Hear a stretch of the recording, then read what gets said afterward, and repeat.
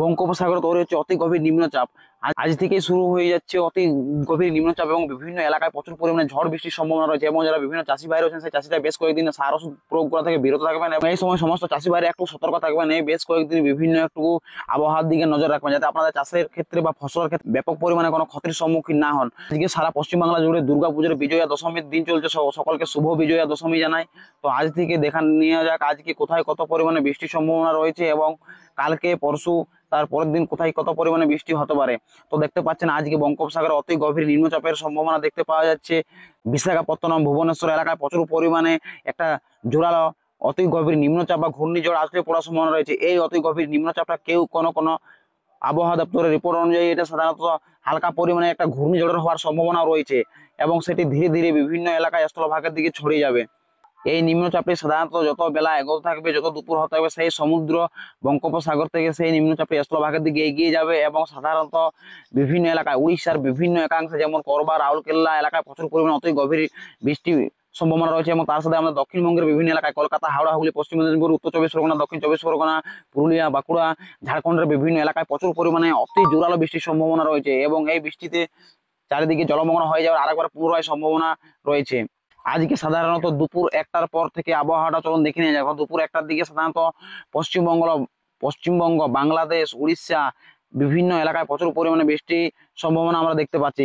সাধারণত পশ্চিমবঙ্গের কলকাতা থেকে শুরু করে হাওড়া, হুগলি, খড়গপুর, জামশেদপুর, দুর্গাপুর, বাঁকুড়া, ঘোষখরা, বোলপুর, বর্ধমান, সোনামুখী, বিষ্ণুপুর ইত্যাদি এলাকায় প্রচুর পরিমাণে বৃষ্টির সম্ভাবনা দেখতে পাওয়া যাচ্ছে।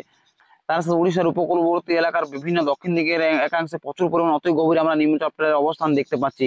তার সাথে কিন্তু আমাদের পশ্চিমবঙ্গের বিভিন্ন এলাকাতেও আমরা প্রচুর বৃষ্টিপাতের সম্ভাবনা দেখতে পেলাম বেলা 11টার দিকে। এবং তার সাথে বাংলাদেশের ঢাকা, ময়মনসিংহ, বরিশাল, খুলনা, যশোর, ময়মনসিংহ ইত্যাদি এলাকায়, কুমিল্লা থেকে শুরু করে সিলেট, বরিশাল ইত্যাদি জায়গায় প্রচুর পরিমাণে বৃষ্টির সম্ভাবনা আমরা দেখতে পাচ্ছি।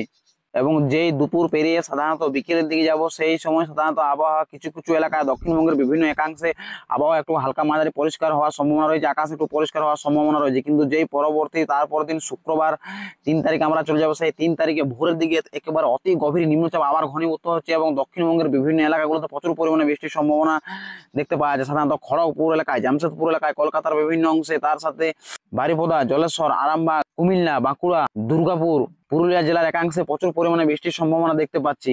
তাছাড়া জামশেদপুর, রাঁচি, রাউরকেল্লা, করবা ইত্যাদি ইত্যাদি এলাকাও সেদিন প্রচুর পরিমাণে বৃষ্টির সম্ভাবনা দেখতে পাচ্ছি শুক্রবার সকালের দিকে।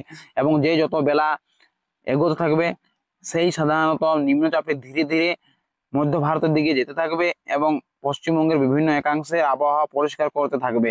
কিন্তু যেই তারপরের দিন আমরা শনিবার চলে আসবো, শনিবারের দিন সাধারণত সকালের দিক থেকে আবহাওয়া একটু পরিষ্কার থাকার সম্ভাবনা রয়েছে, আকাশ পরিষ্কার থাকার সম্ভাবনা রয়েছে।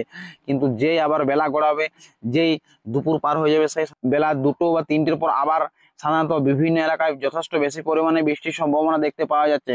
সাধারণত ধানবাদ, জামশেদপুর থেকে শুরু করে পুরুলিয়া, বাঁকুড়া, দুর্গাপুর, দেওঘর, দুমকা, গিরিডি, নলহাটি ইত্যাদি ইত্যাদি এলাকায় সেদিন যথেষ্ট পরিমাণে আবার পুনরায় বৃষ্টির সম্ভাবনা দেখতে পাচ্ছি শনিবার 4 তারিখ বিকেলের দিকে। এবং যেই সাধারণত বিকেল পার হয়ে যাবে, সন্ধ্যা দিকে ঘনিয়ে আসবে, সেই সাধারণত আকাশ ধীরে ধীরে পরিষ্কার হতে থাকবে আমরা সবাই দেখতে পাচ্ছি সাধারণত। এবং যেই রাত হবে সেই আকাশ পরিষ্কার করবে এবং সেই নিম্নচাপ সাধারণত উত্তর ভারতের দিকে চলে যাবে, সাধারণত কাঠমান্ডু, থিম্পু ইত্যাদি এলাকার দিকে, পূর্ণিয়া, পাটনা দিকে পার করে উত্তর দিকের বিভিন্ন একাংশের দিকে নিম্নচাপটিকে চলে যেতে দেখা যাচ্ছে। এবং তারপরের দিন যে শনিবার আসছে, শনিবার সাধারণত আমাদের পশ্চিমবঙ্গের মধ্যে দক্ষিণবঙ্গের একাংশ এলাকাগুলো সকাল দিকে যথেষ্ট পরিষ্কার থাকে, কিন্তু বাংলাদেশের বিভিন্ন এলাকায় হালকা মাঝারি বৃষ্টির সম্ভাবনা থেকে যাচ্ছে। ঢাকার বিভিন্ন অংশে শনিবার 9টা-10টার দিকে বৃষ্টির সম্ভাবনা আমরা দেখতে পাচ্ছি।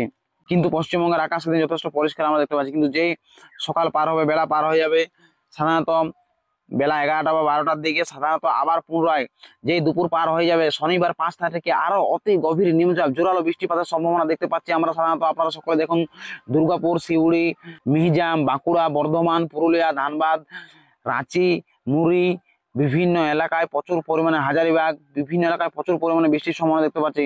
খড়গপুর, কলকাতা থেকে শুরু করে বিভিন্ন একাংশে, অর্থাৎ বৃষ্টি একেবারে নাজেহাল।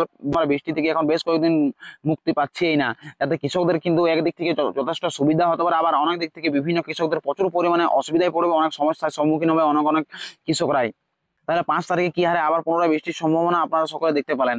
এরপর চলে যাই 5 তারিখ সাধারণত সন্ধ্যের দিক থেকে আকাশ সাধারণত একটু পরিষ্কার করার সম্ভাবনা রয়েছে। বিভিন্ন এলাকায় অত ভারী আর বৃষ্টিপাত দেখতে পাবে না সাধারণত রাতের দিকে বা সন্ধ্যের দিকে। এবং যে 5 তারিখ পেরিয়ে যাবে ধীরে ধীরে সোমবার 6 তারিখের মধ্যে আর অতটা আগের মতো পুনরায় অত জোরালো বৃষ্টির সম্ভাবনা দেখতে পাবে না। ধীরে ধীরে আকাশ পরিষ্কার করবে, চারিদিকে আকাশ পরিষ্কার করার সম্ভাবনা রয়েছে, রোদ ঝলমলে আকাশ হওয়ার সম্ভাবনা রয়েছে। তো যাই হোক, সমস্ত দর্শক বন্ধুগণ সকলের চ্যানেলকে সাবস্ক্রাইব করে রাখবেন। এই চ্যানেলের মধ্যে রেগুলার ফার্মিং রিলেটেড এবং অল ওভার আবহাওয়া রিলেটেড বিভিন্ন তথ্য আপনাদের সুবিধাতে বিভিন্ন সময় তুলে ধরা হয়। তাই যারা ফার্মিং রিলেটেড কৃষি সংক্রান্ত বিভিন্ন তথ্য পেতে চান এবং আবহাওয়া সংক্রান্ত বিভিন্ন তথ্য পেতে চান, চ্যানেলকে সাবস্ক্রাইব করে আমাদের সাথে যুক্ত থাকবেন। আপনাদের অবশ্যই কিছু না কিছু কাজে আসবে। আজ থেকে 4-5 দিনে আবহাওয়া সংক্রান্ত বেশ তথ্য দেওয়া হলো। আপনারা যারা আমার চ্যানেলে বিভিন্ন কৃষক রয়েছেন তারা এই সময় সার ওষুধ প্রয়োগ থেকে একটু বিরত থাকবেন এবং এই সময় যাদের আপনাদের জমিতে জল জমে না যায় সেদিকে একটু লক্ষ্য রাখবেন, নাহলে কিন্তু আপনার ফসলের যথেষ্ট ক্ষতির সম্ভাবনা দেখতে পাবেন। তো আজ থেকে মোটামুটি সোমবার পর্যন্ত আপনাদের আবহাওয়া সম্বন্ধে যথেষ্ট একটা সম্যক ধারণা দেওয়া হলো, যাতে আপনাদের বিভিন্ন ক্ষেত্রে উপকার আসে। তাই সকলে ভালো থাকুন, সুস্থ থাকুন। আপনাদের সাথে দেখা হচ্ছে এরপরে পরবর্তী কোনো একটা শিক্ষামূলক এবং আপনাদের জন্য খুবই ইনফরমেটিভ প্রয়োজনীয় কোনো একটা ভিডিও নিয়ে। নমস্কার।